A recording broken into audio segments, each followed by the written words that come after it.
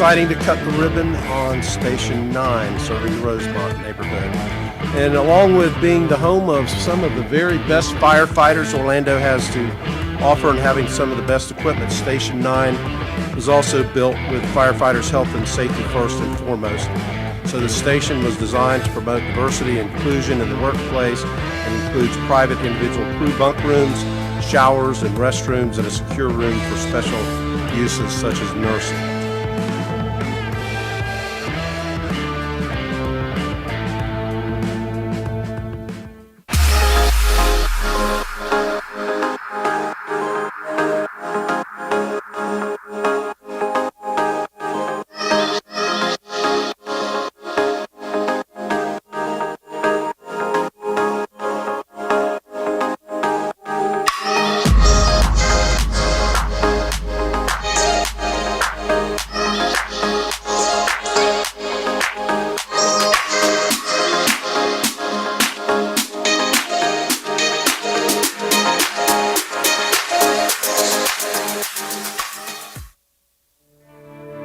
Trailing Thoughts from Shingle Creek Trail.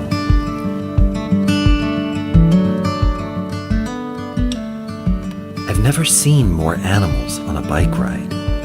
Is that another water bird? They're like mini seaplanes. Imagine having the power of flight, only to spend so much of your day underwater. That's got to be really confusing and terrifying to the fish.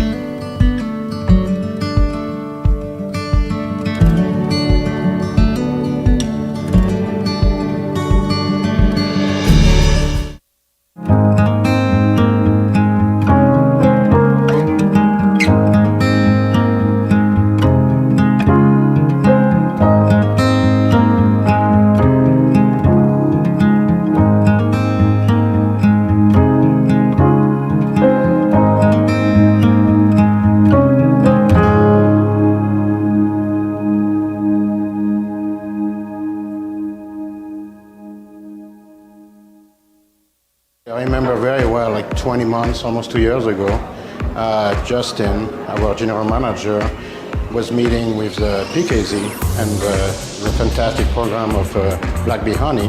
We had a tasting in the room over there.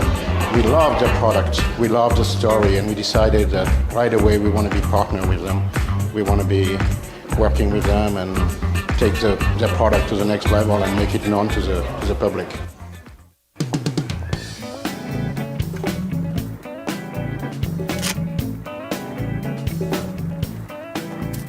I've been waiting for this for weeks.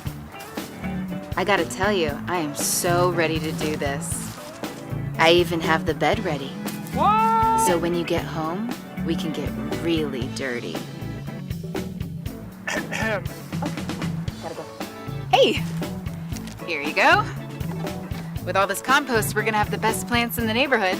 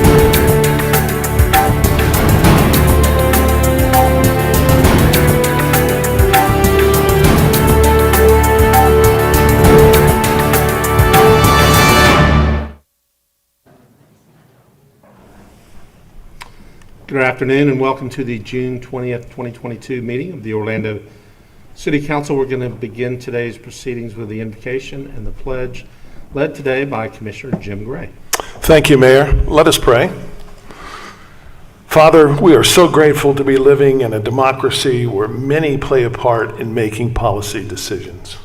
Please guide this council, our staff, and our citizens as we work together to find solutions to difficult problems. Give us wisdom on how to best represent everyone and cultivate a city where everyone flourishes. And Father, we also ask for your blessings and comfort for the Dyer family as they deal with their recent loss. In your name we pray, amen. Amen. I pledge allegiance to the flag of the United States of America and to the republic for which it stands, one nation, under God, indivisible, with liberty and justice for all.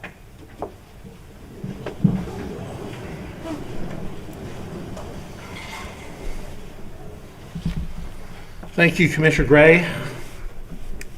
I'm going to call the meeting to order. Madam Clerk, would you call the roll and make a determination of a quorum, please?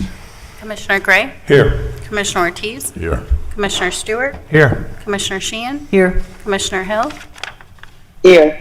Commissioner Burns, Here. Mayor Dyer. Here. Mayor, you have a quorum. Thank you, Madam Clerk. We will take up the minutes of June 6th workshop agenda review and city council meeting. Is that a motion by Commissioner Ortiz? Second by Commissioner Gray. All in favor of the motion indicate so by saying aye. Aye. Aye. Those opposed? Motion carries. Commissioners, I want to thank you as well as our City of Orlando staff and our entire Orlando community for the support that you have offered to my sons Trey and Drew and our entire family since Karen's passing last week. Karen loved Orlando, and I'm so grateful that our community's compassion has shown during this difficult time. We'll be having a private service later this week, but I just thank you again for your thoughts and prayers and comfort. With that, we are going to move on to our awards presentations and recognitions, and we have, I think, one of the most important award events that we have for the entire year, and that's the 2021 Dennis McNamara Employee of the Year Awards. I want to call on Ana Palenzuela, our Human Resources Director, to explain the award and the importance of the award and to introduce members of the McNamara family that are here. Anna? Good afternoon, Mayor Dyer, commissioners, and invited guests. It is my privilege to introduce the 2021 Dennis McNamara Employee of the Year Award. But first, I would like to take a moment to recognize and thank the McNamara family, who have sponsored and funded this award for over 30 years. Matthew and Erica McNamara, present. Could you please stand so we can, thank you.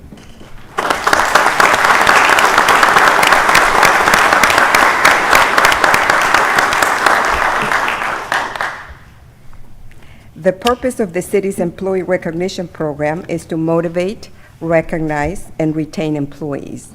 The most prestigious award given by this program is the McNamara Employee of the Year Award.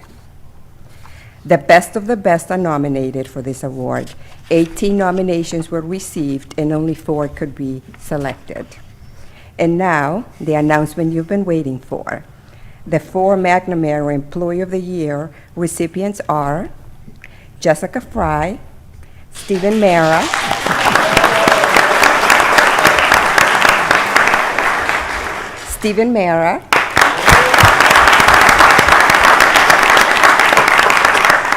Kenson Benjamin, and Mira Tana.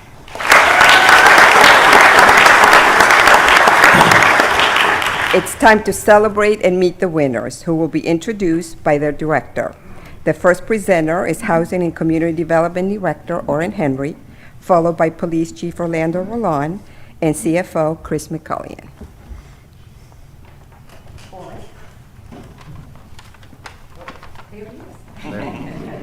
There I am. Thank you so much. Good afternoon, Mayor and Commissioners. I'd like to congratulate all of the McNamara winners and the nominees, because it's a real privilege to be even nominated. The City of Orlando is committed to ensuring that every person, regardless of economic status, has access to quality housing that is safe and affordable. To help with this goal, Jessica Fry, Housing Initiative Manager, has been actively engaged in seeking ways to require developers of market rate housing to set aside a certain percentage of units as affordable to low and very low income households. Jessica has taken her job responsibilities a step further to not only identify the housing shortfall, but to seek out new solutions for addressing our affordable housing needs. Jessica's professional knowledge, expertise, and abilities has resulted in measurable cost savings to the department and the city, as she has performed high-level quality work that otherwise may have had to be contracted out to be completed. This includes conducting environmental reviews for federally funded projects and her efforts in researching best housing practices and programs in other communities. In addition to her professional accomplishments in the office, Jessica has served multiple positions within the Florida Planning and Zoning Association, or FPZA, starting as a student when, along with another fellow board member, she helped start Urban Nights. Urban Nights went on to win the Outstanding Planning Student Organization Award from the American Planning Association. Jessica also served as president of FPZA in 2020 and 2021. Despite the challenges during the pandemic, Jessica continued to pursue professional development and educational opportunities remotely and continued to encourage the FPZA board to be active and engaged, resulting in several successful events. Jessica's value to not only our department but to the City of Orlando cannot be overstated. Jessica strongly believes that every person who lives in Orlando deserves to feel equally valued and have equal access to opportunities, including access to safe, high-quality housing they can afford. We appreciate her passion and commitment and recognize today the efforts she has made to help make Orlando a great place to live, work, and play. Thank you.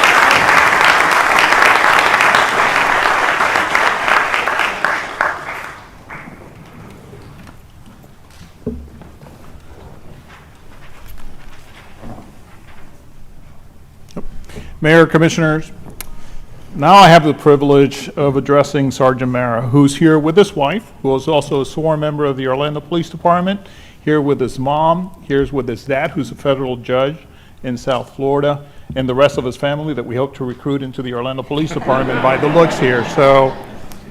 So the Dennis McNamara Award recognizes outstanding and dedicated employees of the City of Orlando.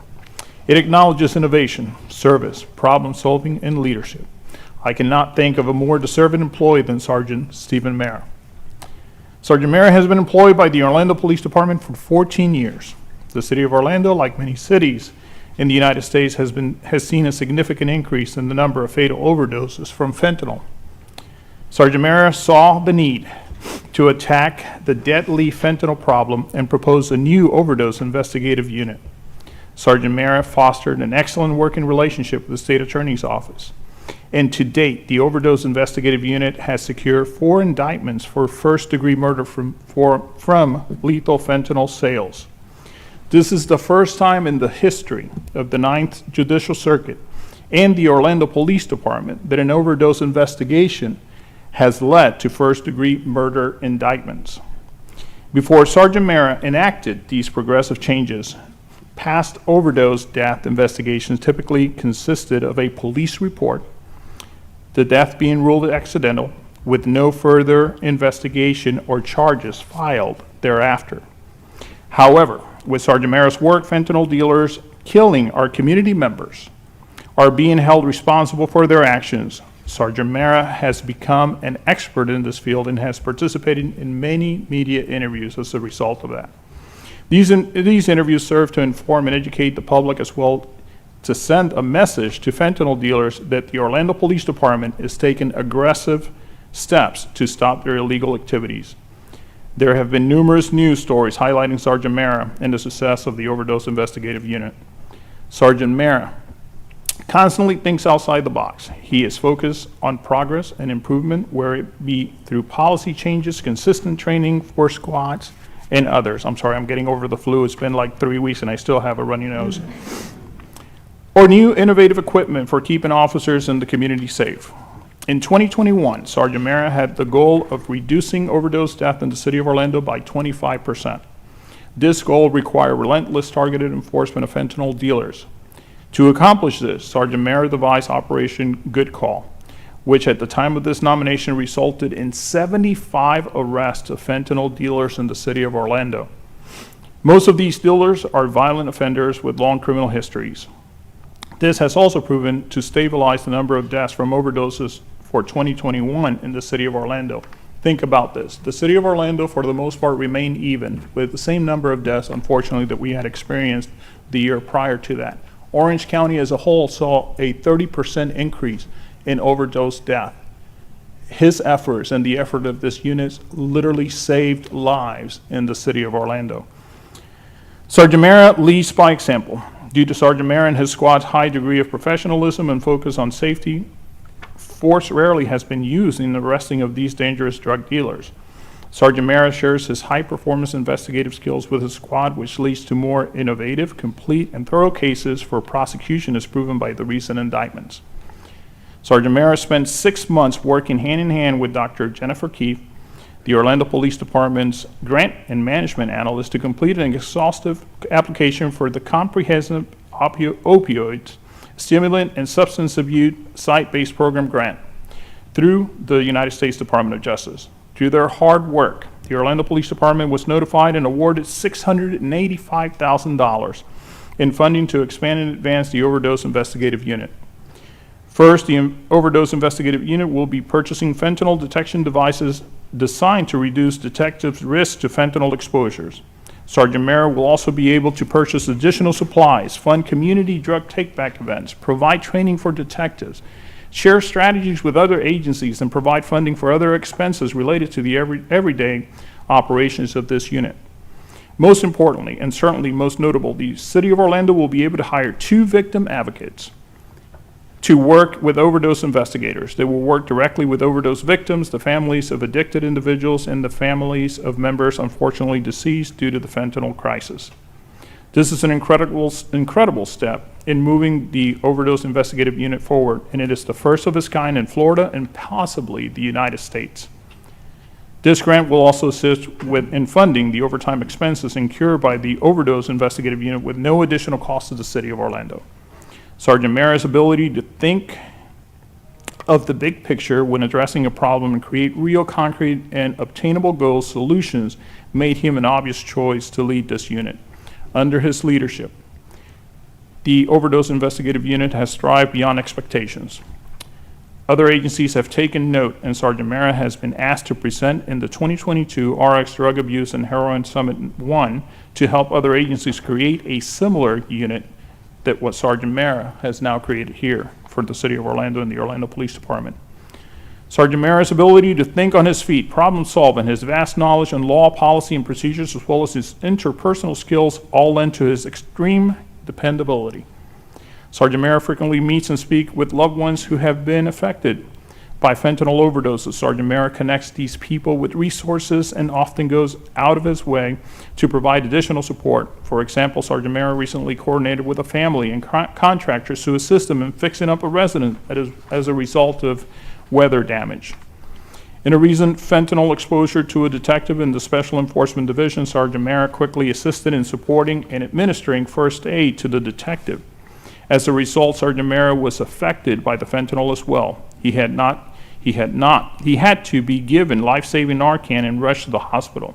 Sergeant Mara's brave and immediate action assisted in saving the life of another detective. True to his character, Sergeant Mara spoke with the community about his exposure in order to use his negative experience as a learning opportunity to save others. This is just an example of his bravery. Sergeant Mara is a role model for his squad and every member of the Orlando Police Department. He is an innovator and continues to make strides in the uncharted territory of overdose investigations. His flexibility, humble attitude, openness, and strength in his conviction to save lives makes him an incredible leader, and I'm very proud to work with you. Congratulations.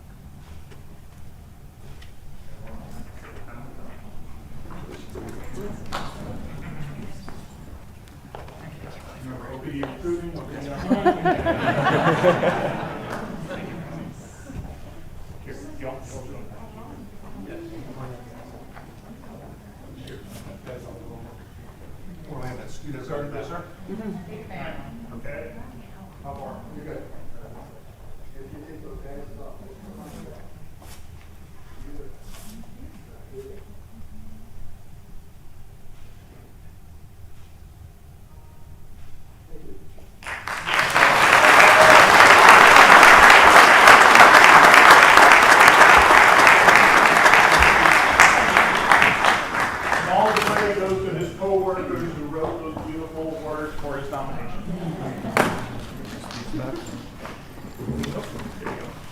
Thank you, brother. Okay. Good afternoon, Mayor and Commissioners. Today I have the privilege of introducing not one but two McNamara Employee of the Year Award winners from the Office of Business and Financial Services. First, let me introduce you to Mira Tanna. Mira Tanna has worked at the city for over 3 years as the grants manager within the Accounting Operations and Control Division in the Office of Business and Financial Services. Mira was nominated by her colleagues who noted in her nomination packet that what Mira has been able to accomplish over the last 3 years has been remarkable. It is a reflection of the passion she has for her work, for the city of Orlando, and her dedication to public service and to those she serves. In fact, in the time that Mira has been here, the city has more than doubled the number of grant applications submitted, and the number of grants awarded to the city has grown by 65%. And citywide grant revenues have increased by over $14 million. When she started with the city, one of the first things Mira did was to procure a grants research and management tool. Mira put this to use right away by working with our departments to identify grants that they could apply for that aligned with their mission and their priorities. But Mira doesn't just point departments to the grant opportunities. She rolls up her sleeves and works side by side with them to write the grant applications as well as develop strategies on making those applications as competitive as possible. Mira has also helped departments with preparing agenda items and coordinating approvals to ensure that the grants are submitted before the deadlines. And this often requires work on nights and weekends to make that happen. As city staff from all departments can tell you, grant writing and grant management is not easy. Mira knows this, and she works every day to help shoulder the burden that our city departments carry when it comes to grants. Sometimes grant opportunities come along that require collaboration between multiple departments. An example of one grant recently that totaled $1.5 million involved 5 different departments. Mira worked with each department to identify projects that would qualify and provided a compelling application. The grantor also required 2 public hearings, and Mira handled the coordination for both of those meetings, as well as follow-up meetings with the grantors. Mira also chairs the Grants Oversight Committee, which meets on a quarterly basis and is made up of representatives from all the departments of the city. Mira develops the agendas and discussion items, and the goal is to help improve grant reporting, grant writing, and the grant process in general. Mira also created a grants newsletter that she sends out monthly. The newsletter highlights key grant opportunities and recognizes the successes of departments when they receive grant awards. In their nomination packet, Mira's colleagues in the Accounting and Control Division had this to say about her. Mira is a hardworking, dedicated, and committed individual with a passion to assist others and to identify opportunities to increase grant revenues that allows the city to enhance our services. Her willingness to work additional hours and take on responsibilities beyond those assigned to her demonstrate her passion for the city of Orlando, for public service, and for those she serves. Through her hard work and dedication, Mira has earned the respect and admiration of her peers and superiors. These attributes help motivate and encourage others to strive to enhance public service. They also said, Mira's positive attitude, commitment to teamwork, and camaraderie is contagious, and it helps motivate and encourage others to be that way too. And lastly, Mira has demonstrated herself to be a very passionate, caring, respectful, humble, dedicated, honest, and hardworking individual who maintains the highest level of integrity and transparency. When Mira isn't working hard to get grants for the city, she spends her time with her husband, Obi, of 21 years, and her 2 children, Kieran and Priya. She volunteers with the American Friends Service Committee and the Orlando Quaker Meeting and enjoys traveling and playing music in her free time. Mira is joined today by her husband, Obi, and her son, Kieran, and by many of her colleagues from the Accounting and Control Division and the Office of Business and Financial Services. So thank you, Mira, for the dedication, the hard work, and the money that you brought to the city. It's my privilege to recognize you as one of the 2021 McNamara Employees of the Year. Congratulations.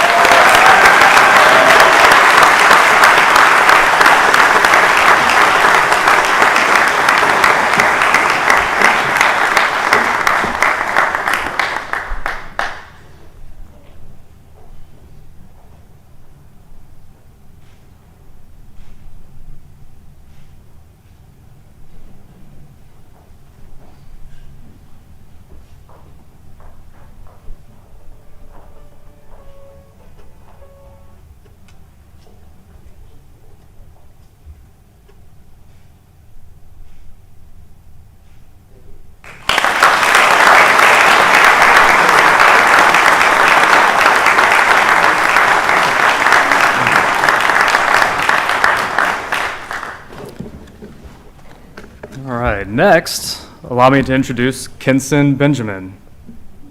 Kenson Benjamin is a systems administrator in the Information Technology Department. Originally born in the Bahamas to parents from Haiti, Kenson moved to Florida when he was 9 years old. After living in Miami for a year, his family moved to Orlando, and we're very glad that they did. Kenson joined the city in 2013, starting off working at the IT help desk, which all the city employees in the room can tell you the phone number by heart.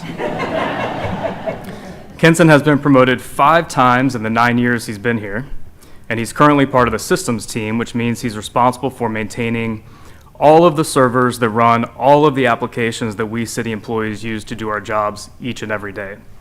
This is a 24 hours a day responsibility in order to keep everything from our 911 CAD emergency dispatch application running to our economic development information system, which is our permitting, building inspection, and code enforcement software.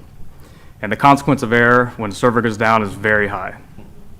But Kenson comes to work every day with a can-do attitude, and he is a natural problem solver. He excels at troubleshooting really challenging problems and finding solutions for our customers. Kenson's Employee of the Year application was spearheaded by one of his clients, the Office of Communications and Neighborhood Relations. Thank you. In their nomination packet, they said that Kenson's professionalism and principles make him the best liaison between IT and more, quote, temperamental clientele. I'm not sure if they were talking about themselves or someone else, maybe. I don't know. The Office of Communications and Neighborhood Relations team had lots of great things to say about Kenson in their nomination packet. Ed Richter said, Kenson is an asset to our broadcast team. We continually present out of the ordinary issues and challenges to him, and he solves them in a very professional and timely manner. During the first phase of the pandemic, our team was presented with the huge challenge of producing the city council meetings on Zoom and facilitating citizen participation live during the meeting. The operational issues were enormous, and Kenson was right there with us, solving each one as they came. His level of support has gone above and beyond. His great attitude and commitment to his job are obvious to anyone he meets. Karen Barber recounted relying on Kenson's help right as the city transitioned to a work-from-home model at the beginning of the pandemic. Karen said that Kenson worked closely with her to troubleshoot the transition between different types of computer systems, in addition to the new responsibilities he and his team faced with hundreds of employees suddenly working remote.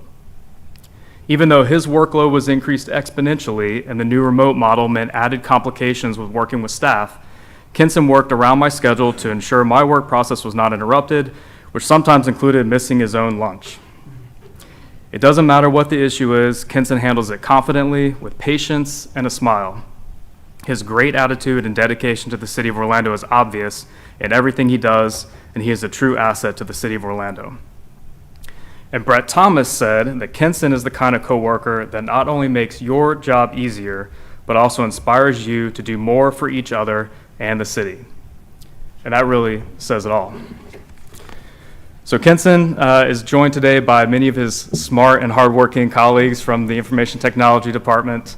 Kenson, congratulations on your selection as a 2021 McNamara Employee of the Year. We're very proud of you and everything you've accomplished.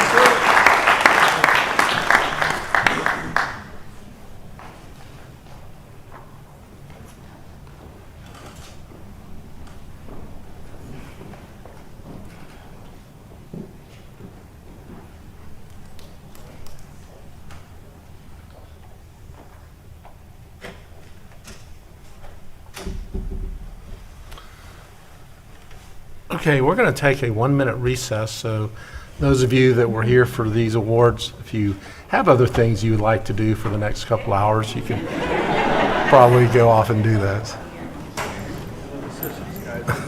Right.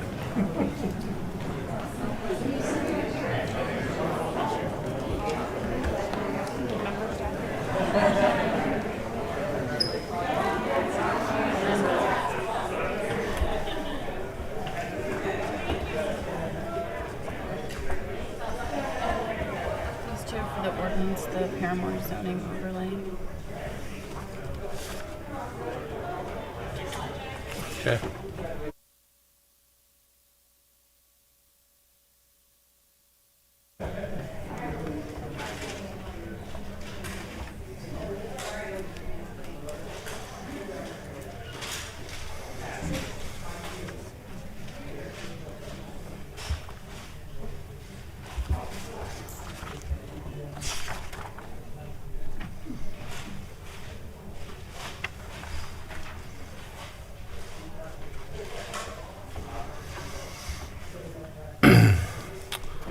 Okay, Commissioners, I'm getting ready to set a really good example for you.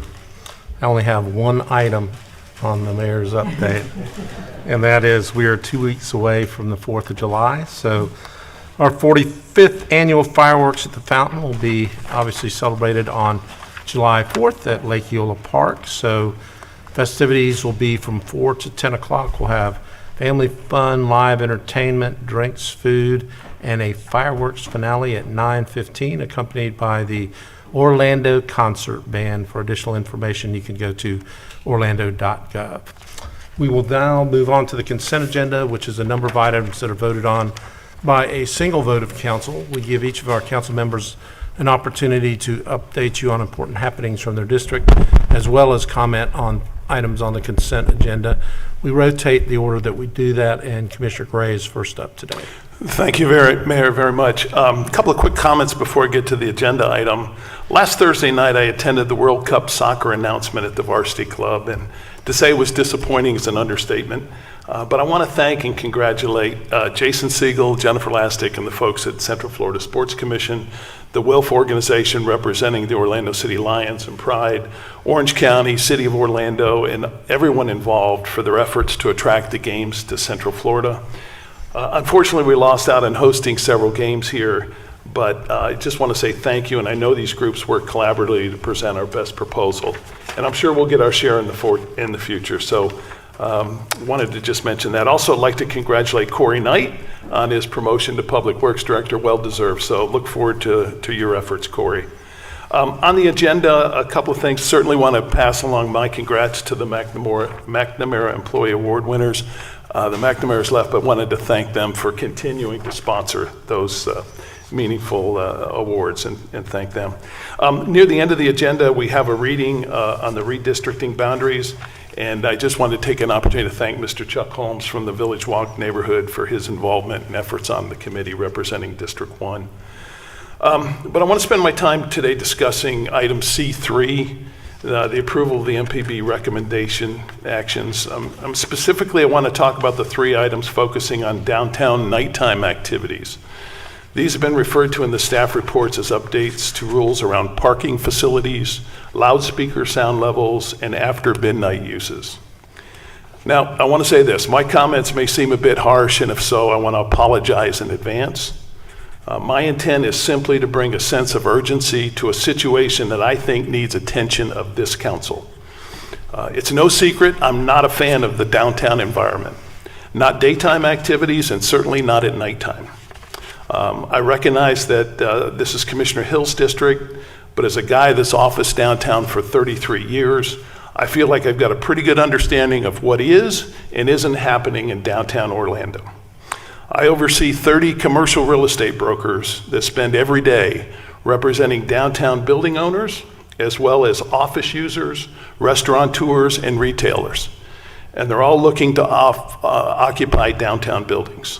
So I get a steady dose of feedback from these users, what's working and what isn't. So I guess that's my sense of perspective as I talk to you today. You know, it's been my opinion for some time that the downtown environment is not working. And it's going the wrong way. And as I said before, I think it's time this council starts to address the real issues today. We got too much at stake to continue to go unaddressed. So what are the issues and why it's important? Maybe we should talk in reverse. Here's three reasons I think that having a downtown, a healthy, welcoming, safe downtown is important. Number one, the downtown environment is oftentimes how our city is judged by residents and visitors. Shootings and attacks on police officers isn't a positive signal to companies looking to relocate here or visitors considering a trip. Number two, our significant investment in the arena, the Performing Arts Center, and Creative Village.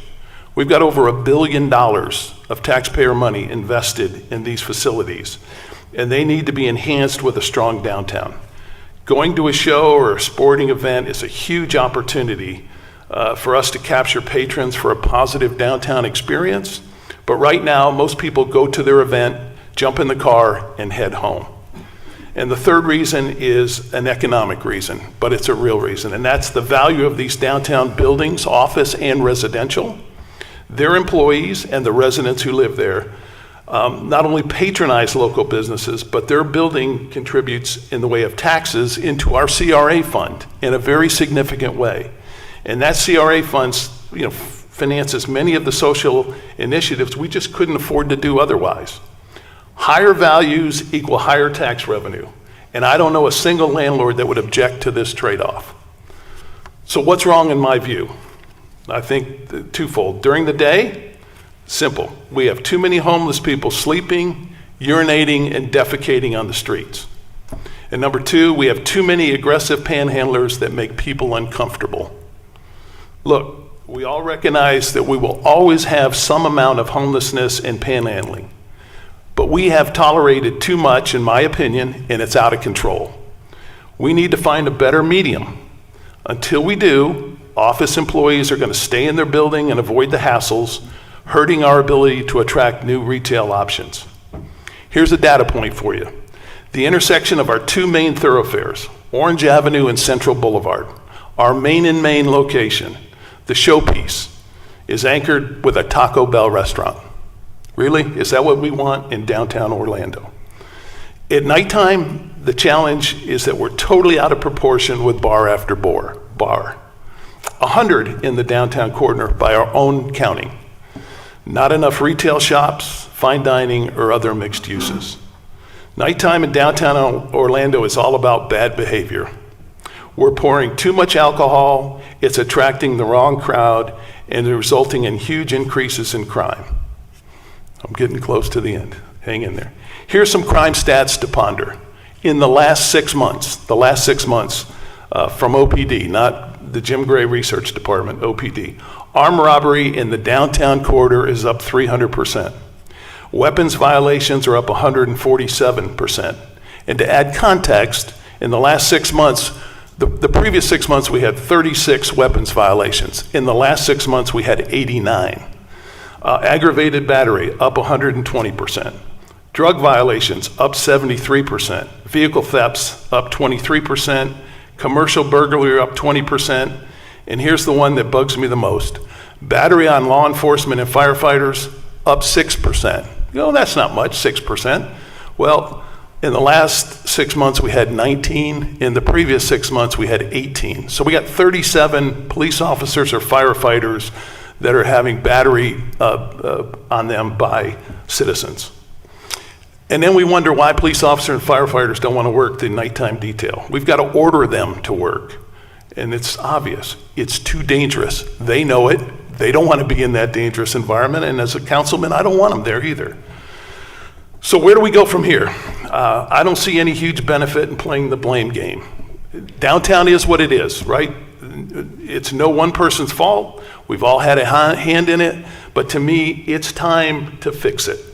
And I encourage this council today to reject these land development code proposals. They aren't bad proposals, but we can't enforce the codes we have now, let alone adding new ones. These 3 codes are merely Band-Aids on a bigger problem.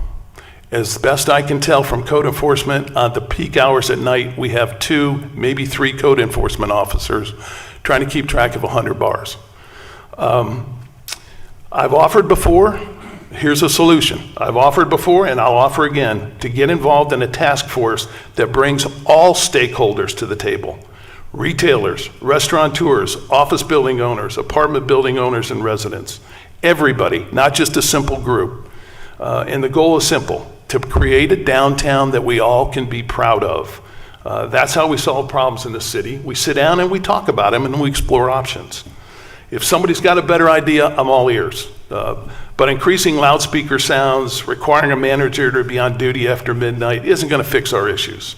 Only this council encouraging and bringing stakeholders to the table will yield the solutions needed to turn this around. So ask yourself, is this the kind of downtown that you want for this city? If so, say nothing, because you're getting what you want. If not, I encourage you to commit to address this challenge today. And Mayor, thank you for your patience with me. That's all I have. Thank you, Commissioner Gray, and I think we've had this discussion on a number of occasions, and if you have some concrete recommendations, we're certainly willing to listen to those. We've had a lot of task forces certainly focused on our downtown over the recent years. But again, we're always willing to engage within the constitutional limits we have. I'll just start with solicitation and homeless individuals downtown. I've been in federal court several times with some of the things we've implemented actually successfully, and we have to do those. It's a balance on what we can and can't do, but if you have additional ideas on how we can deal more effectively with that, certainly willing to listen. And the reason I think that some of the numbers in the downtown related to safety and arrest and different things like that, other than battery perhaps, is that we have started more enforcement. So we have taken more guns away from people that have brought guns downtown. How we move away from having 100 bars, we probably have to start incentivizing some things to come in, because right now the highest and best use for those properties happen to be bars, right? Well, at one time we had space distances between churches and schools, and we've either done away with that, reduced it, or eliminated that. And the best example is the bar that's right across the street from the Catholic Church. So I don't think we waive that, and that's okay, but if we're going to waive it, we've got to expect the consequences. That's my only point. Yeah, I mean, I think we'd rather have the Orange Avenue be Park Avenue or Worth Avenue in Palm Beach, but we have some work to do there. Commissioner Ortiz. Thank you, Mayor. Well, let me first start by expressing my condolences to you and to your family, your kids, and you're in our prayers. There's no way nobody can say anything that would fill the gap created by the loss of such a great Miss Karen Thank you. Dyer, but you and your family will be in our prayers, continue in our prayers. In the wake of June 12 and the 6th year anniversary of Paul's, I want to take the time to honor those who are still healing and those who are no longer with us. June 12 will never again be just an ordinary day in the city of Orlando's history. Instead, it will be remembered as a day that united our entire community, neighboring cities, states, and nations. To the 49 who are gone too soon, we will never forget you. And to those who carry on with us, we continue to stand by you, support and protect you as Orlando United. On Monday, June 13th, I joined the Consulate of Mexico to welcome a few esteemed guests from Jalisco, Mexico. I was honored to receive Federal Congressman of Jalisco, Marco Antonio Perez Garibay, and Mayor of Tequila, Jose Alfonso Magallanes Rubio. The purpose of their visit was to promote and strengthen bilateral trade and investment opportunities in tourism, business, environmental protection, culture, port trade, and gastronomy. And that definitely included tequila. So, with that being said, another message is happy belated Father's Day. To all the fathers present, if your father is with us, I hope you got to spend some time with him. If he has departed, I hope you got some time to remember the good times with him.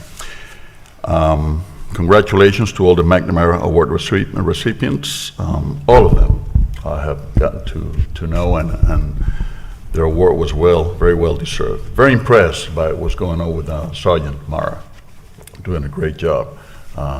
Things have really evolved from the days when I was in that drug unit, so it's good to hear that. On the issue of C3, I totally, Commissioner Grayson said it best.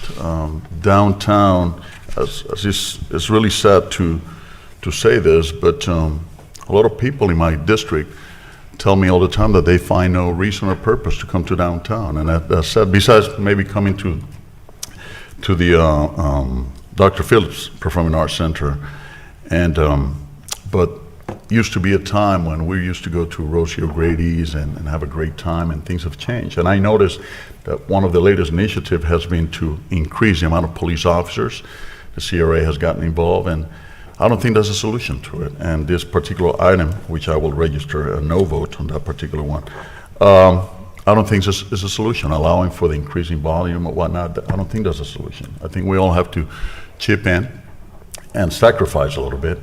And as much as I, like the guy next door may like to stop by a bar or whatnot and get a drink, I like to see more retail. I like to see that we have more retail and there's a purpose for the downtown. During lunchtime, it's good to go and visit a store downtown if you have to buy a gift or whatnot, to be able to get one of those things nearby. Downtown here, I find myself in many occasions, yes, I go to restaurants or whatnot, but in many occasions I even go out of the area. Needless to say that the expenditures that sometimes we do out of the CRA, but other expenditures that we're putting onto downtown, or personnel that we're, I'm not going to say sacrificing, but we are placing on downtown, sometimes takes away from the districts of the area of downtown, especially law enforcement officers.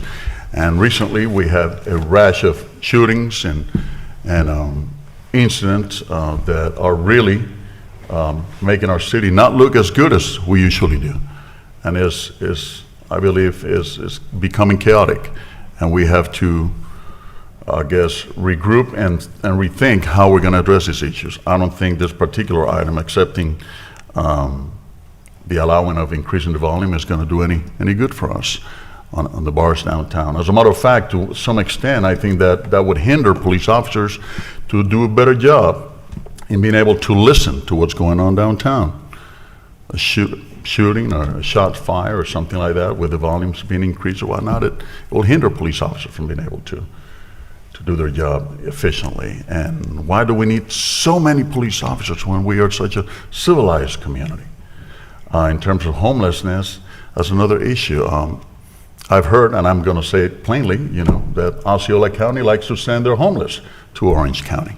We need to stop that. The message has to be loud and clear. They need to develop their own resources to attend to the homeless. Enough of that. We are coming up with all kinds of programs to deal with homelessness here, and I know we have a great team of people working on it at all times. But we're always packed, and the street seems to get fuller and fuller every day, with homeless asking either for money or you see them on the streets. It's going to become just like Los Angeles, California. Before we know it, we're going to have people camping. Well, what am I saying? They're already camping out. And I know we have resources, and we have to be humble, and we have to also be humane, and we need to help them. Some of them we can help, some others don't allow us to help them. And in one way or the other, we have to be able to. But if we keep getting more and more homeless people here for a number of reasons, our resources will be depleted. And what is this going to become? So I guess that's a message for all of us. This is not an issue of one person or two people. This is an issue that we all have to chip in. We all have to come together. Not only downtown. We need to look for help from outside of downtown, because the perspective of those who live outside of downtown is good in terms of what's going on in the areas of downtown, because those people like to come and visit. I like to come over and visit with my family, but where am I going to go to besides Dr. Phillips Performing Arts Center? So I hope that we can regroup and rethink about this and bring the key members, like Chief of Police, Chief of the Firefighters, but we also need to get key members from other communities to come in and give us their opinion of what kind of issues, or how can we deal with the issues that we have downtown. So I thank Commissioner Gray for bringing this to our attention, and I hope we can all work together on this. And thank you, Mayor, for the opportunity. Commissioner Stewart. Thank you, Mayor. And Mayor, also let me send my condolences to the entire Dyer family. I had the honor of working with Karen on our Commission for Homelessness that we did years ago, and it was an honor to work with her. And she had an impact on our committee, our committee, and therefore our community. And I'm deeply grateful for that and getting a chance to know her that way. So anyway, our prayers are with you and the family, especially Trey and Drew. Let me mention a couple of things going on. The first is that Brothers Keeper is working hard this summer. I'm excited about what they've done. They've started doing some work with some outside, I would call them consultants, but they were kind of free consultants. They've begun designing their own shoes, designing their own shirts, and making their own shirts. And so it's really kind of neat to see the community engaged in helping our My Brothers Keepers guys. I got a chance to visit with them, and they made me a shirt. It's really kind of nice, but to see their excitement in their eyes of that there are other potential things outside of what they have seen, it's really kind of neat, especially creating new mentors, opportunities for them. I want to thank the clerk's office for the amazing job that y'all did with the Pulse event. Thank you for the work that you did, Commissioner Sheehan and Mayor Dyer as well. Those are never easy, and they get more and more difficult as time goes by. So I want to say thank you for everything y'all have done. I want to congratulate a couple of Michelin star guys, Bib Gourmand, I think it's Gourmand, Domu, the Pinery, as well as Cadence. Those are some mentioned in my district, our new Michelin recognized, I guess, restaurants, and that's a good thing for us to see those guys coming into our community. Corey Knight, congratulations on your appointment. Looking forward to working with you and appreciate the work that you've done so far and a chance to get to know each other. I want to also recognize a couple things. On the Municipal Planning Board today, Yasmin Marino has been appointed. I know that we don't, we'll be appointing her today. I know that we don't talk about this a lot. I get a chance to try to talk about it. Remember the core role of volunteers in the role of our city. And volunteers that staff these committees. They are important committees, and the work that they do are significant. And so I want to say thank you for their commitment to serve. Somebody who serves on Municipal Planning Board or the zoning, it's a lot of work, and I appreciate so much that work. So thank you very much. Special congratulations to Stephen Mara and Jessica Fry and Kenson and Myra. What's great about these four is that we kind of know them all. I mean, they get a chance to work with us from the commission standpoint, especially Kenson, in which we all forget how important systems are in the work that we do. Some quick announcements. I have some items on the agenda. Besides the July 4th event at Lake Eola, on July 3rd, Baldwin Park is having their Independence Day Bash, so get a chance to come there. That'd be great. That's on Sunday afternoon. The Bastille Day celebration will be at Baldwin Park Garden District again. That'll be on July 9th. It's a great fundraiser for them. Get a chance to expose people to the community. And then as a reminder, about every week or every meeting we have, I try to do a coffee with Robert as a outlet on Facebook to give people a chance to see the key things that we discuss at council. It's been well received. Special thanks to Katie Fleury again for the work that she did with our redistricting. Thank you, Katie. I don't think I see you here, but I appreciate the work that you did. The redistricting is a difficult, challenging task, and I am so grateful for the work that they've done. On the agenda today, let me just share a couple of quick things. The first is on C2 today. We will vote on the new Moderna taking over the area where currently the guilt is. Those people I've talked to are thrilled about the ability to get rid of the guilt, save another police issue that we have out there as an example. So Moderna will move in with apartments that are adjacent to, especially needed in our community, in the area of Bennett Road and Colonial Drive. So that's a good area, especially as the entrance coming into the city. We're doing a facade grant for Smoking Donuts. That's another way we get a chance to share our commitment to small business, and I want to leave that. On C3, Jim, thank you for your comments. I appreciate it. While I agree with you, I'm going to support this today, but at the same time, Mayor, I think we need to begin this a more serious process. And I'm thinking it may just start with a workshop here to let us all be able to share our opinions in public without having to worry about it. I will tell you that what I said when they did the venues years ago was that it doesn't make any sense to build $1 billion worth of venues, and if people come to the venue and leave, it has to have an impact on the community itself. And that's, I think, where the biggest challenge is. And I think it may be worthwhile to have some people talk to us as a council, maybe in a workshop format, to start this process with what's going on in downtowns across across the country and across the world, especially in post-COVID. There's a lot of things that are happening that we just simply don't know. And Jim, you have an incredible level of experience, which I'd love to share with you or personally on, but there's others that we can just talk about what's going on. We're going to see some changes I shared with Thomas in terms of downtown. We're seeing smaller footprints now on law offices. That's going to free up some space downtown. I think we're looking at probably a 10 or 12 year cycle of things that are getting ready to happen. And I think that we have a unique opportunity now to come out of this a little bit stronger. So Mayor, I would encourage maybe a chance to take a workshop and let us all share our opinion about what's coming. We can do that, and also maybe an interim update on the transportation plan that we're looking at That'd be for good. downtown as I think well. that's going to be encouraging, and then, of course, the work with the CRA. So anyway, again, I'm going to support this. I think what's happening gives us a little bit more enforcement. I often ride the code enforcement guys to say, look, what are you doing in terms of enforcement? If we're not going to enforce it, then let's not vote on it. But I do think we have some guides here that gives us a little bit of guidance forward.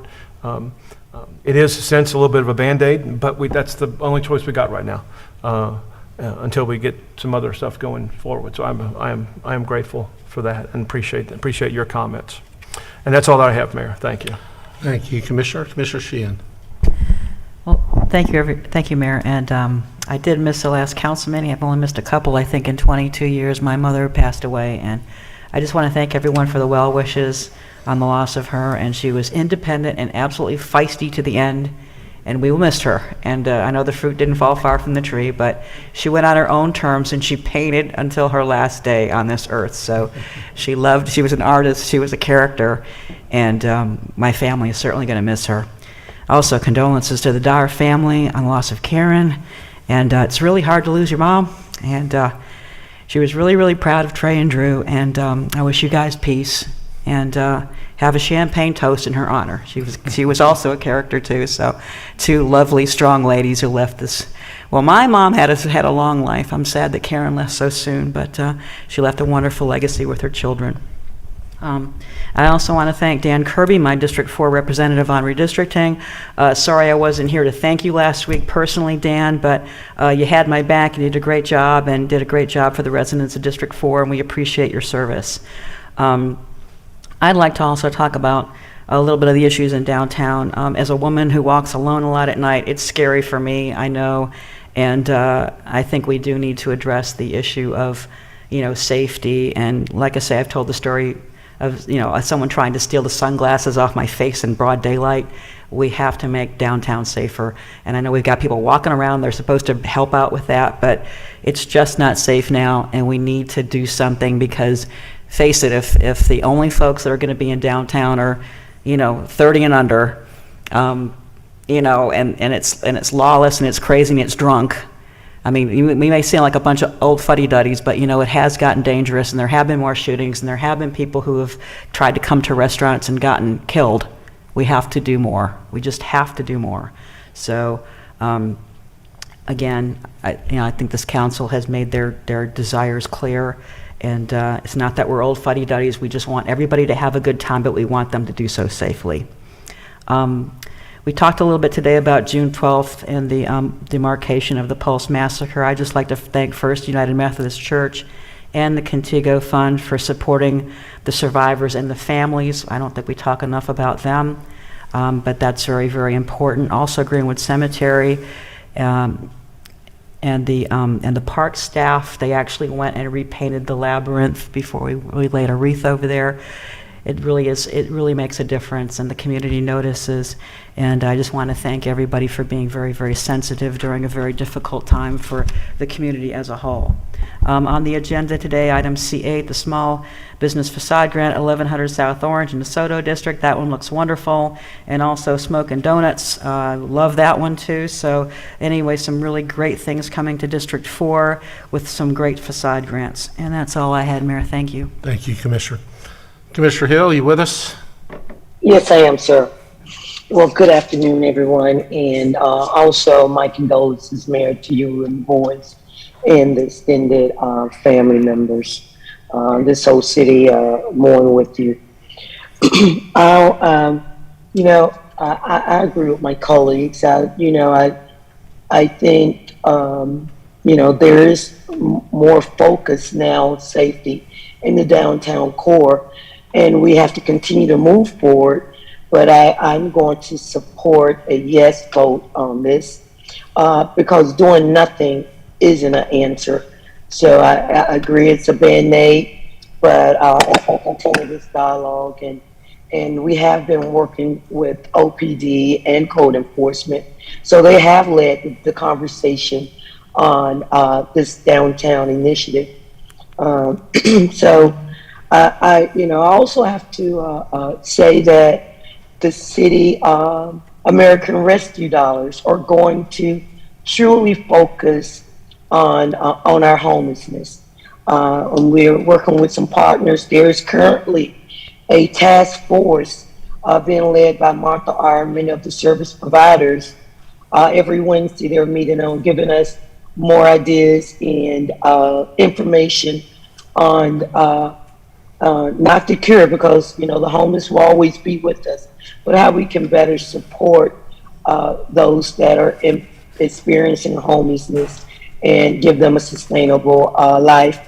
This mental health component that Mayor Dyer's leading with these opera dollars, I think are going to address many of those folks in the downtown core, because they have more than just homelessness they're experiencing.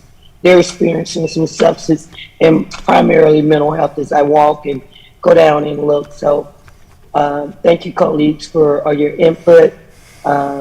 We do need to do more, but there's a whole lot being done, and especially when it comes to housing and placement. So I don't want to miss that. And this initiative is more than just increasing the noise ordinance. It is addressing many of the safety issues there, and I know Deputy Chief Smith has really had a lot of input in this, and I've met with him and Thomas on how do we move forward. So I just wanted to add that. Also, I'd like to congratulate Rashawn Green on her in communications department, along with Mayor Dyer's office and Commissioner Burns' office, on a successful Juneteenth celebration there on Saturday. It was well attended, and there was quite a few vendors. I wasn't able to make it due to being out of town, but I helped organize, and they just did a phenomenal job. And our recreation team that has been a great assistant the last 2 months as they organize this event. And congratulations to Mr. Abzal Reddick on receiving the Champions Award, who actually put forth the initiative there in the state of Florida when he was House Rep to make Juneteenth a holiday. Mayor, I like to propose, go on record and propose, Osceola made it a city holiday where their employees were able to have Monday off, and I'd like to take a look at that next year to see what we can do for our employees and practice some of the best practices throughout the nation on making it a official city employee day off. And with that, Mayor, I'm not going to give an update for the sake of time, but I'll pass the, and I'll give an update when I get back on my next council meeting. Thank you, Commissioner. Commissioner Burns. All right, thank you, Mayor. Good afternoon, everyone. First, I'd like to also express my condolences to you and your family, Thanks. Mayor, for the passing of Karen. Also, I'd like to say congratulations to the 4 winners of the McNamara Employee of the Year, and just thank them for their service to our residents and their commitment to excellence. Also, congratulations, Corey, on your promotion. Looking forward to continue to work with you in that new role. On June 12th, I had the pleasure of attending the annual Post Remembrance with Mayor Dyer. This was my first one, and I'd like to say it was very well done, very emotional, and we just need to continue to keep those 49 angels on our mind and in our prayers and in our hearts. Also, I was happy to participate in our first Juneteenth event here at the city. Kudos again to Mershawn and her team, communications, neighborhood team, FPR, and all the volunteers who came out to support that effort. You all did a great job, and I'm looking forward to participating next year.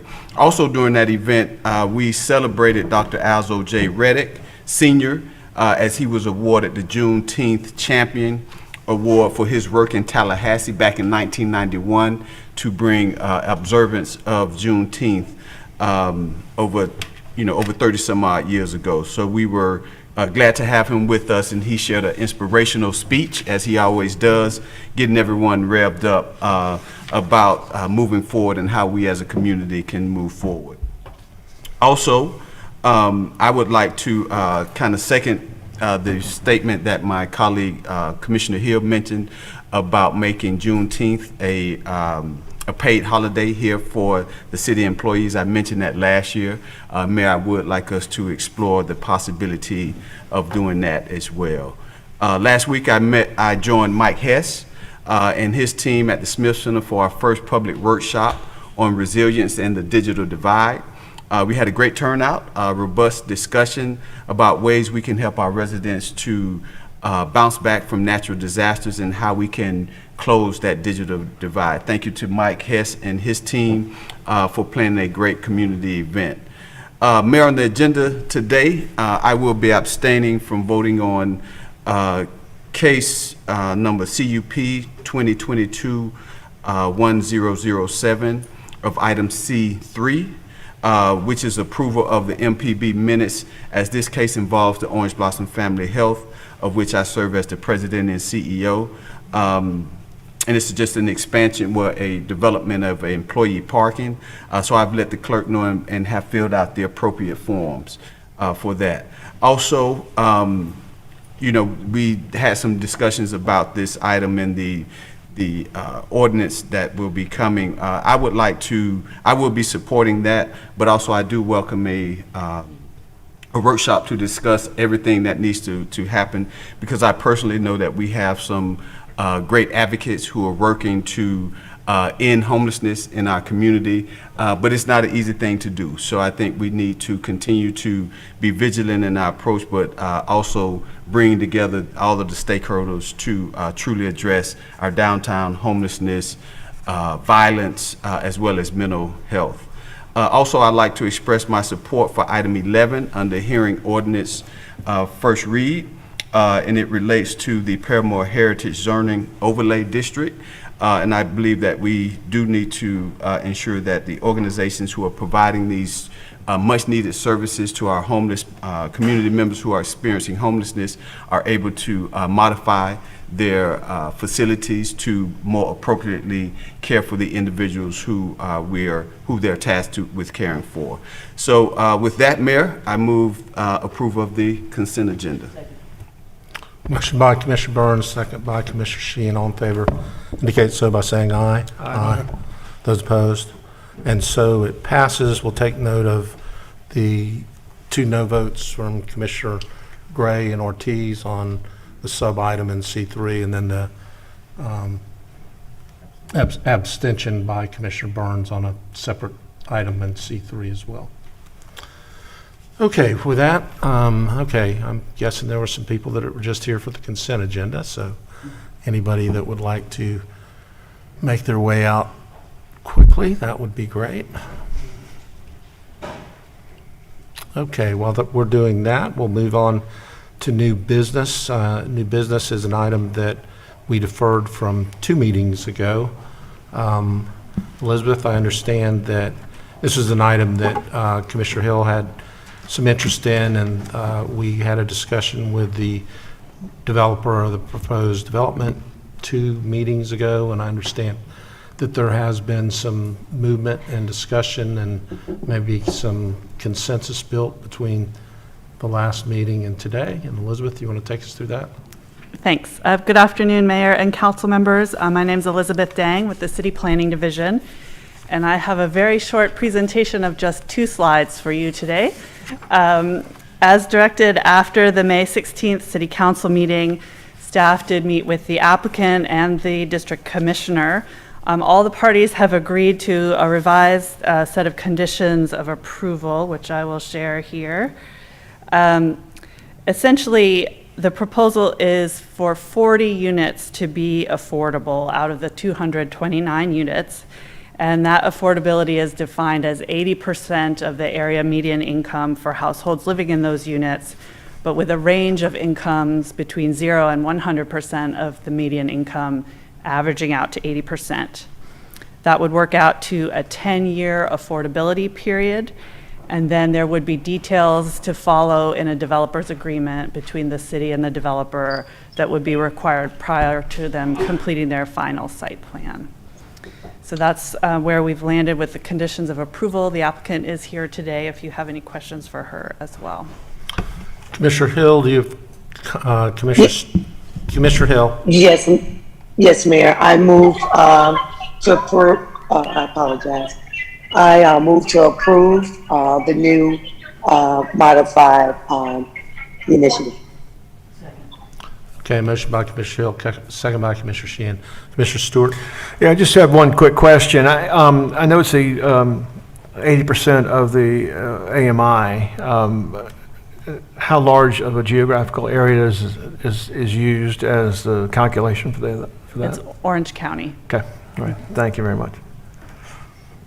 For further discussion, hearing none, all in favor of the motion indicate so by saying aye. Aye. Those opposed, motion carries.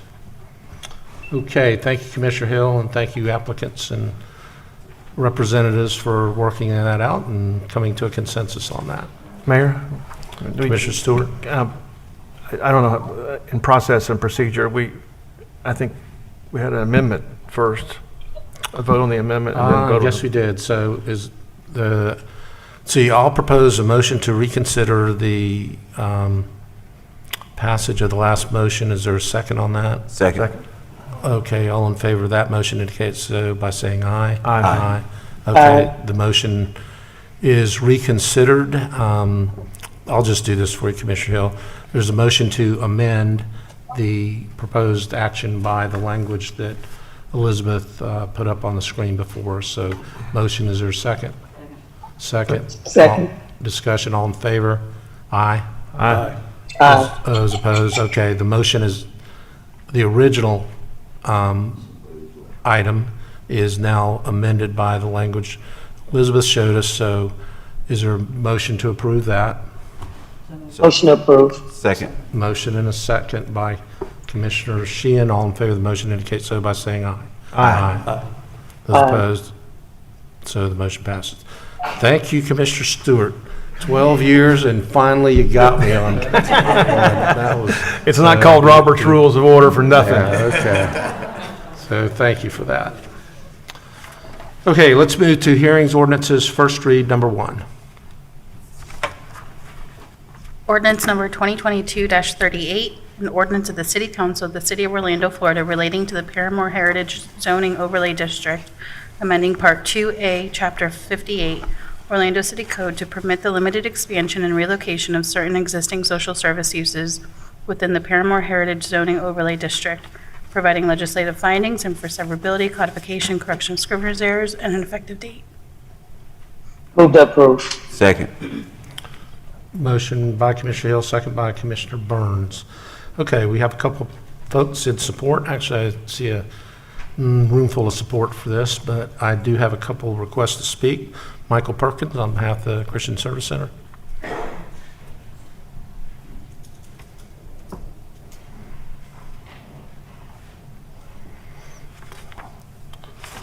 And then Eric, if you want to come up and get ready.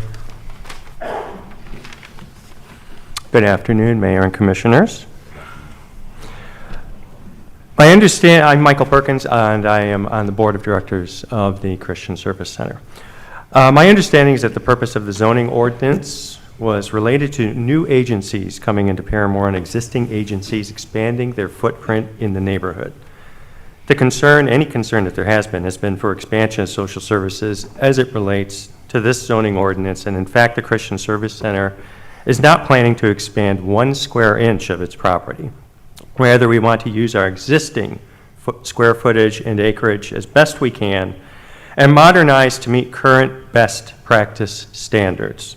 Day services is a term derived from revolving soup kitchens who have offered more than simply a hot meal. In our case, we are addressing emergency food needs, clothing needs, and hygiene needs, which are so desperately needed by so many people experiencing homelessness here in our downtown. The term comprehensive day services is used when adding in solution-based programs. This is the most important point in our modernization. Solution-based programs include housing services, hiring placement, and mental health care treatment. We have made great strides in the last 2 years alone in becoming fully comprehensive, but we are not there yet. The Christian Service Center as an agency will not end homelessness on its own, far from it. We are simply one more player in a very important effort to get our community to functional zero as it relates to homelessness. But we feel that we can be an important player and lead by example, hopefully continuing to shift our community towards a place where homelessness is a thing of the past. And I encourage the board to support this motion this afternoon. Thank you. Thank you. Eric. Thank you, Mayor and Council. My name is Eric Gray. I serve as Executive Director for the Christian Service Center, and I'm joined here by many advocates from the homeless services construct here in Central Florida. My main purpose in speaking today is to express gratitude for the city staff and the city leadership for taking such a proactive role in trying to untie the Gordian knot that is homelessness. None of us go into public service to deconstruct problems. We'd much rather create something new. But fixing problems is often where we have to focus. A decade ago, under Mayor Dyer's leadership, the City of Orlando began a laser-like focus on homelessness, its roots, its causes, and potential solutions. We discovered many potential solutions, such as the need to enhance awareness of the problem right here in our own backyard, and we did so. We discovered that we weren't maximizing the amount of money we should be receiving from the federal government, and we brought in an expert, she's sitting right behind me, and Martha R., who has tripled, almost quadrupled local funding for homelessness in our community. And we've embraced the housing first philosophy, even in the toughest housing markets in the world. And we're still getting people off the streets into their own homes, given this tough housing market. But it's not enough, it's not nearly enough, but we're making progress. National experts also told us that Orlando was the largest city in the United States without a comprehensive day services center for those experiencing homelessness. They also shared that we lack a truly robust front door for the homeless to go seek assistance easily. The board of directors for the Christian Service Center agreed to tackle both of these critical needs for our community some years ago, even before I was hired. One of the barriers to modernizing our existing campus needs is to meet the needs has been to we refer to it as the Paramore Overlay Zoning Ordinance. This has been one of our barriers. The original ordinance, which was put into place more than a decade ago, has served a positive purpose, and that rather than having just dozens of social service agencies move into one of the city's most historic neighborhoods, we instead now have 2 new sports arenas, a major university campus in the area, among other important improvements such as new apartment complexes, such as City View and Paramore Oaks, and improvements to public parks. During this time, however, existing social service agencies such as the Salvation Army, the Coalition for the Homeless, and the Christian Service Center have had some barriers to modernizing their services to meet national best practice, as we learned very rapidly how to best serve and reduce the number of homeless adults in our community. The challenges with modern homelessness are really relatively new in the last 50 years, since housing became the most expensive part of any family's budget. The most common variable to compare the rise in homelessness in any community is that of the decrease in available affordable housing. It's not at all surprising that some of the most effective best practices towards eliminating homelessness in a community have been developed in just the last 10 years. The minor changes being made to the overlay zoning ordinance will not solve homelessness in our community, but they will act as a very positive next step towards allowing 3 and more of the most significant homeless service agencies in our community to modernize their approach to better serve the growing needs of a growing community. Thank you for your time. Wow, that was pretty good on timing there, Eric. You must have practiced that. Okay. Mayor, can I make a comment to clarify? Yep, Commissioner Hill. Thank you so much. And thank everyone that's in the audience that's in this very important space. But just for clarity, I want to make sure that the audience and those that are looking at home understand that the the overlay plan that we have today is for human services, is not to bring more additional shelters in, but for those that are existing to assist them with their services. But those new agencies that was mentioned were human service agencies that give wraparound services, not new shelters. And I just want to make that known, Mayor. Okay, thank you. Commissioner Ortiz? Thank you, Mayor. Thank you for your testimony. And that's an issue that we'll definitely have to address and continue to work with you all. But you guys are the experts on the subject matter, and I have a question for somebody here. On the last few years, if we can quantify, if there's a way of quantifying, by how much or by what percentage do you think homelessness has increased in the city of Orlando? Especially, well, the Christian Service Center, have you seen an increase, a radical increase in people you serve? Well, since we ought to just call on people that are under the employment of the city of Orlando. Lisa, but Martha R., if you would like to come respond to that as well, you're certainly welcome.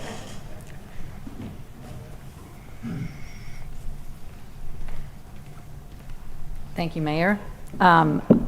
I would love to be able to tell you I have that number off the top of my head, and I do not, but I can get Martha, that to you. Introduce yourself. Sorry, yeah.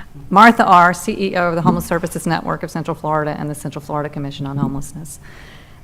We have conducted what we call point-in-time counts, and those numbers have been fairly steady over the last several years. We didn't do a complete one in 2021 because of COVID, but we did do one in 2022. And our numbers, the unsheltered numbers actually went down a little bit, but we've been a slight declining trajectory, and I'll be glad to share those numbers. And that's region-wide, because we look at the entire region. But we have also started in our most recent count, documenting documenting where we're tracking people with geocode. Is it citywide or just downtown? We actually do Seminole, Orange, and Osceola County. So there's a coalition. So, that's right. So we partner with, because what we know is that our homeless population moves across those three counties pretty fluidly, and so we've got a good, strong partnership and a coalition of partners from across all three counties that have been working together since we formed our continuum of care back in the 90s. And so all of our efforts are focused at how do we make sure that we're working together across the three counties, because if we just work in one, the bleed over is going to be counterproductive. And so the reason I ask is because I've seen an increase in my district, for example, of people sleeping under overpasses on bus stops, and of course when I get to the woods, don't even mention it. And I was wondering, are people just moving out of the downtown area, or is these are new people coming in, or what's going on? Of course, I've talked to other members, other commissioners in other districts, and they have given me some information that's a little disturbing, and without pointing fingers. I'm glad to hear that we have some sort of coalition that works among different counties. I wonder if the other counties have similar services like we have, because I know we have a bunch of services and we keep enhancing our system, which I'm very proud of, and we'll be more than willing to help in any aspect, but we also need to combine forces with those other counties to make sure that things are not just coming this way. Absolutely, Yes. absolutely, yes. And the Central Florida Commission on Homelessness works to make sure that we're implementing, that we learn from each other, and that we're implementing best practices in all three counties. And to your question about the increased numbers, again, kind of a point-in-time count, which is not our best count, is not our best information.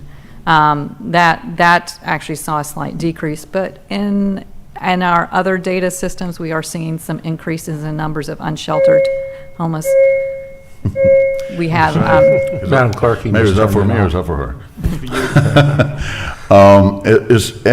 Have we spoken to anybody around the nation where they may have better practices or anything that we may want to adopt that may be effective in terms of helping, rehabilitating some of these homeless Sure. people and try to also enhance the way we do Commissioner, things. I'm sorry. Our community is more challenged than any other on the housing side. Right? And we can't, our partners that do amazing work are hamstrung by housing. And so the National Low Income Housing Coalition just produced their 2022 report. And again, this MSA is tied for second worst in the country in terms of the number of available units for very low income households. So in the last 4 years, we've ranged between 7th worst and worst. Right? We've been 7th, 3rd, 2, 1. Not a good thing. So that, like, there's little you can plot the best services down, but without housing, that's the antidote to homelessness, is making sure people have a place to live. And so that is our number one challenge, is how do we make sure that we have access, that people have access to safe, decent, affordable housing. So that's our biggest issue. Thank you, Mayor. This is my last comment about that. Actually, Commissioner, can I just interrupt and say something to you about that? And one thing you have to recognize, our region is 2.4, 2.5 million, something like that. We're 300,000 of that. So I think we've done as much on the affordable housing front as any local government in the state of Florida. But that's just a piece of it. I mean, we're roughly 1/10 of the population.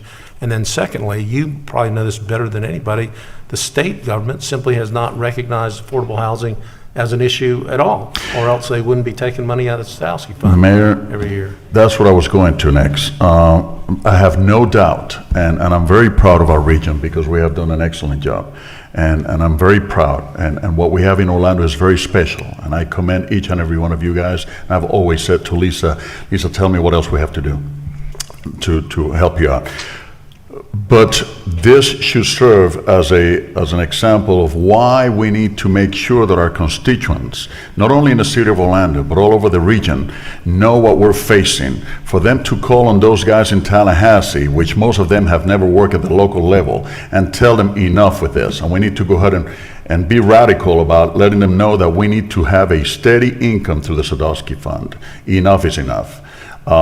We had campaigns 2 years ago. We had all over the state. For some reason, some public officials don't take this that serious, but we should start. Maybe this is a place in the Central Florida region where we can probably start a really hardcore campaign in order to really conscientize people about this. We need to make sure that people realize that those legislators in Tallahassee have to pay attention. This is no longer a problem. This is a crisis. And we have to address it. Thank you so much for what you're doing. Thank you so much for your testimony. Thank you for your question. And thank you, Mayor. Commissioner Stewart. Martha, before you go, would you do us a favor, and I know this information intimately, would you share with the council a little bit about the point-in-time survey, how it's calculated, and then how many years we've been doing it so we can begin to start seeing some impact on our community? Sure, absolutely. Good question. The point-in-time count is done. It reflects the numbers of people that we can identify on one given day, a 24-hour period. We send outreach workers, volunteers, et cetera, out into encampments that we know about, places, streets, any place that we know people are currently or have been recently. We also, of course, include people who are in shelters or other programs. And then we total that we get demographic information and a little bit of other information. We total that up and track that. It is a snapshot, right? And I always say it is an out of focus snapshot because there's just no way that you're going to find everybody. You go to this campsite at 8:30 and they're not there, and you leave, and then 10 minutes later somebody shows up, or vice versa. So it's not a clear picture, but since it's equally flawed every year, it gives you a trajectory. You kind of know what the trend is. And the community's been doing it for well over a decade. I would say the last 7 years have been a little better quality than maybe previous years in terms of the methodology. And so we do use the point-in-time count as a way to check trends. We also have what we call a homeless management information system, HMIS, And we have more than 400 agency staff that enter information into that about the people they're working with. And that also gives us additional information, much more detailed information, that gives us a better, more information about people served over the course of a year.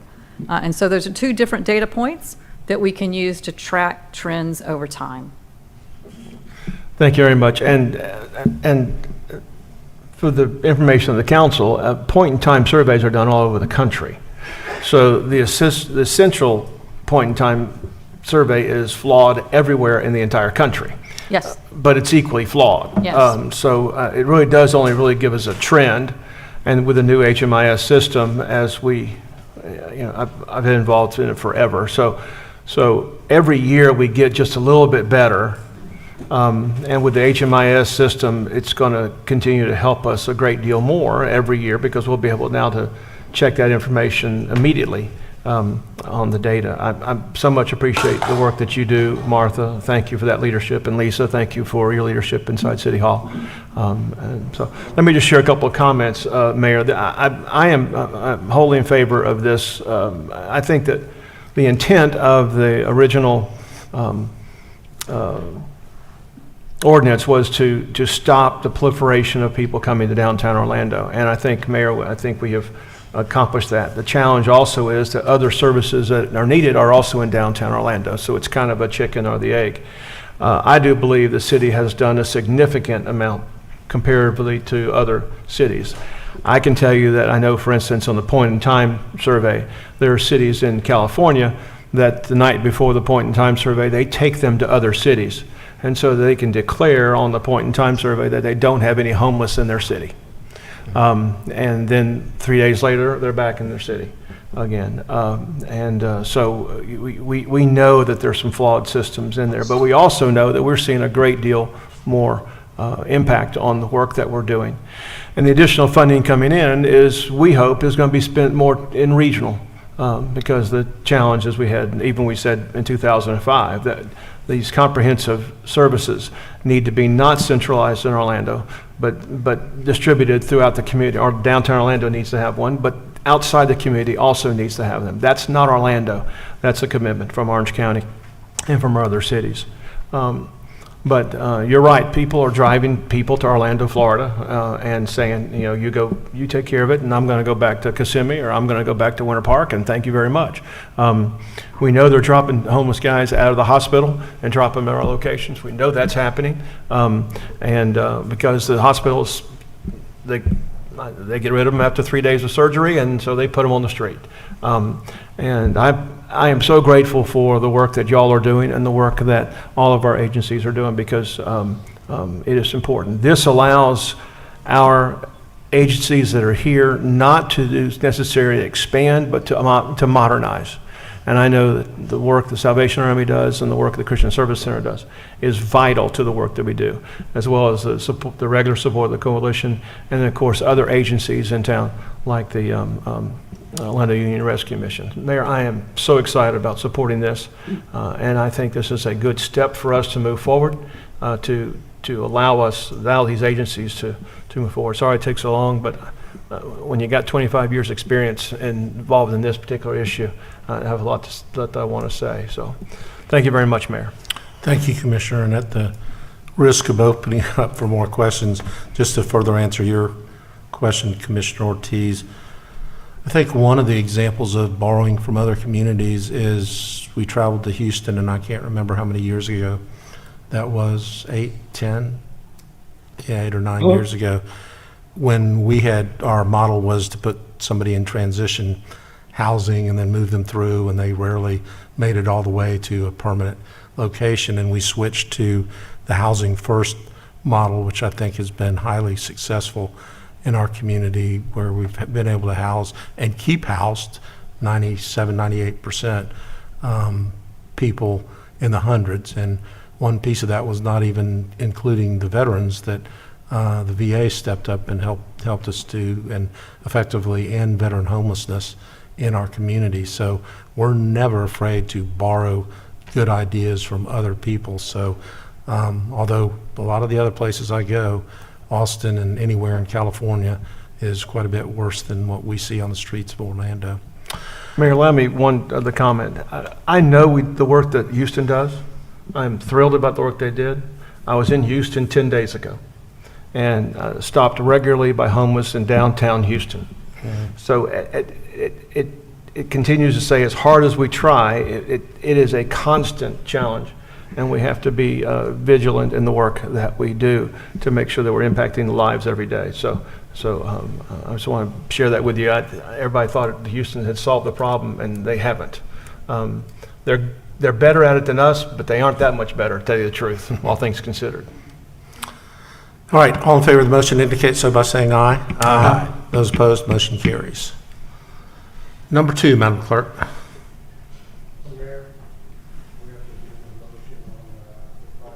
Oh, yeah. Wow, I'm just procedurally off today. Okay, and thank you, everybody that works in the area of homelessness, for being here today in support of this ordinance. Okay, this ordinance requires a public hearing after 5 o'clock for the second reading unless we vote by a supermajority to hold the second public hearing at our normal city council meeting time. Staff recommends we hold the second public hearing at a regularly scheduled city council meeting beginning at 2 o'clock on July 18th, 2022. Do I have such a motion?